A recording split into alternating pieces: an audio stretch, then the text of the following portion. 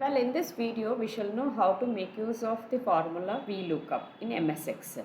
So for that, what is that I have considered is, I have considered the names of a few countries which begins from A and some of new cases, new corona cases in those countries, right?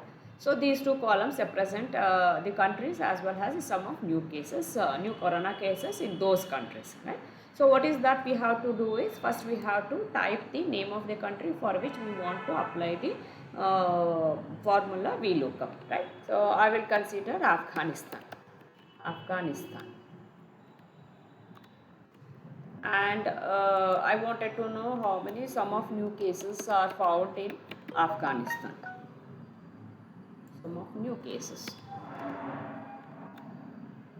So now I am going to type the formula for vlookup, that is V is equal to vlookup, open the bracket.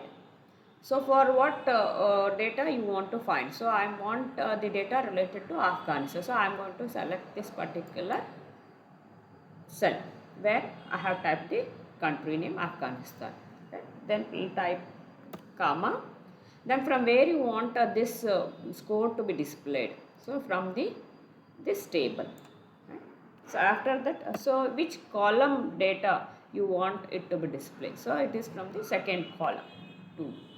Comma, whether you want it true approximately match or exact match. So I want it to I want the exact match. For that I am going to type it as false and I am to close it. So we'll get the sum of new cases 151013 here in this cell by using the formula vlookup, right? The same thing you can see it here.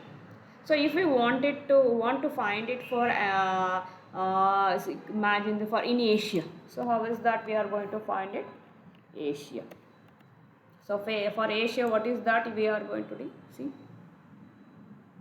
Asia we have this code 6386. Same thing it got displayed. So this is how we are going to make use of the formula vlookup, vertical lookup. Right? So thank you for watching this video.